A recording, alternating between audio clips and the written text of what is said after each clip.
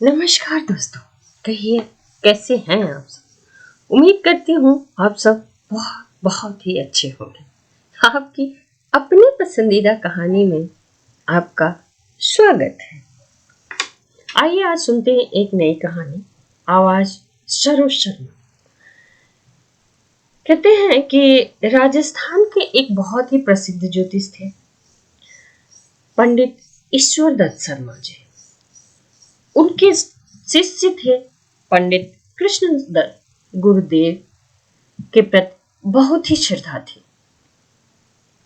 उनके गुरु कहा करते थे कि पंडित जी की दृष्टि में वह तेज है जो जहां भी पड़ जाए वहां उनका ओर छोर अपने आप ही बोलने लगता है। मतलब वो इतने तेजवान विद्वान हैं कि उनको देखने से ही लगता है कि वो बहुत बड़े संत या महात्मा है। अध्ययन की जरूरत नहीं पड़ती है। व्यक्ति अथवा वस्तु स्थिति स्वयं अपने आप ही बखान करने लगती है। कृष्ण दत्त जी अपने गुरुदेव के बारे में एक अपना अनुभव साझा करते हैं और कह रहे हैं कि लगभग सन 1950 के आसपास की बात है। उस समय का समय रहा होगा। उन दिनों उनके गुरु उत्तराखंड के क्षेत्रों में जाया करते थे। पंडित ईश्वर शर्मा जी पंचांगुली साधना और सिद्धि के शोध में उधर गए हुए थे। रुद्रप्रयाग से आगे एक अपेक्षित किंतु अति प्राचीन गौरी मंदिर में दोनों की भेंट हो जाती है। गौरी जी का एक मंदिर होता है, वहां पे दोनों ही एक ही समय पहुंचते हैं। पंडित जी ने गुरुदेव को देखा तो बोलते हैं, पहचान तो नहीं सके, लेकिन उनकी उपस्थिति और आभा से प्रतीत हो गया कि कोई दिव्य विभूति सामने है। बिना प्रत्यक्ष परिचय प्राप्त किए ही पंडित जी ने गुरुदेव को प्रणाम किया। उधर गुरुदेव ने अत्यंत ही सहज और सरल भाव से विनीत होकर पंडित जी के प्रणाम का उत्तर दिया और फिर बोले, आपको यहाँ देखकर अति प्रसन्नता हुई पंडित जी। आप ज्यादा अच्छी तरह जानते हैं कि इस क्षेत्र में दिव्य विधाओं के भंडार भरे हुए हैं। उत्तराखंड तो अपने आप में दिव्य शक्तियों का स्रोत है। शिव हैं, पार्वती हैं, हर एक देवी देवता उत्तराखंड में निवास करते हैं। आपके अपने विषय ज्योतिष के तो चमत्कारी सूत्र यहाँ के मंदिरों में है ये है। बातों को सुनकर पंडित जी उन्हें देखते हुए बोलते हैं, पूछने का मन हुआ कि आप कौन हैं। वे पूछें इससे पहले ही गुरुदेव ने अपना परिचय दे दिया। पंडित जी कहने लगे, सामुद्रिक शास्त्र के आधार पर मैं समझ तो रहा था कि आप कोई असाधारण विभूति नहीं है, बहुत ही महान विभूति हैं, लेकिन इतना स्पष्ट परिचय नहीं पा सका था। मैं अभी इस विषय में विद्यार्थी ही हूं।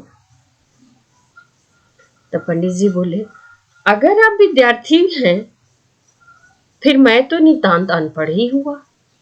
जब गुरुदेव आज तक विद्यार्थी हैं तो शिष्य तो अनपढ़ ही हो गया, अक्षर ज्ञान भी नहीं है उसे।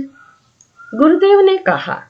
पंडित जी ने उसके उत्तर में और भी विनय भाव व्यक्त किया।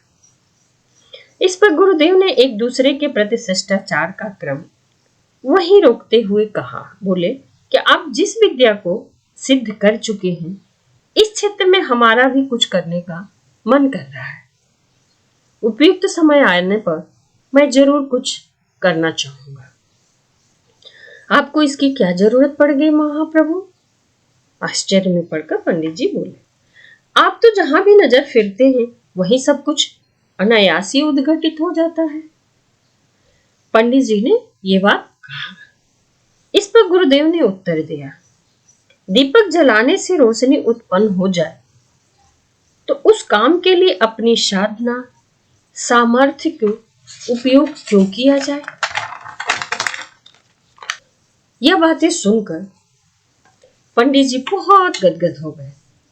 उन्होंने विनोद भी किया, तो हम लोग रोशनी जलाने का काम कर रहे हैं, गुरुदेव ने कहा, तब भी गुरुदेव बोलते, आप विद्वान हैं, अच्छी तरह जानते हैं कि भगवान के प्रत्येक व्यक्ति को अलग अलग भूमिका है, उसे अपना ही काम करना चाहिए।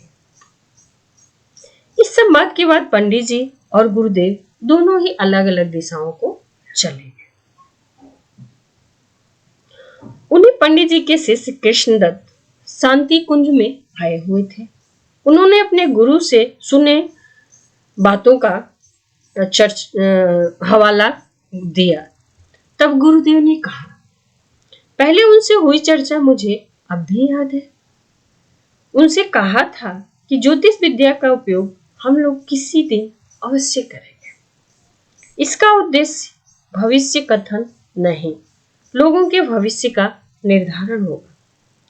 पंडित कृष्णदत्त जी ने कहा, हमारे गुरु भी इसी मत के समर्थक थे।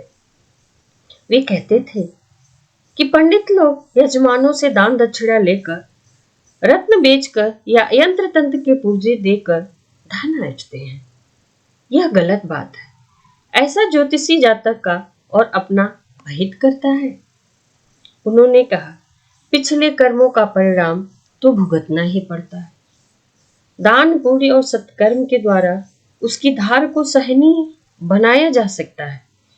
पूजा प्रार्थना से पात्रता विकसित हो सके तो उन परिणामों को टाला भी जा सकता है, लेकिन किसी भी मुमुक्ष को इसकी आकांक्षा नहीं करनी चाहिए। यह बात करते हुए पंडित जी के आंखों में आंसू आ गए थे। वो कह रहे हैं कि जो भी कर्म हम करते हैं आज, उसका पिछले जन्मों का कर्म जो है उसका फल हमें जरूर भुगतना पड़ता है। हमें नहीं एहसास होता है कि हम कौन से कर्म किए, नहीं पता रहता है, पर किसी न किसी रूप में उसको हम अवश्य भोगते हैं।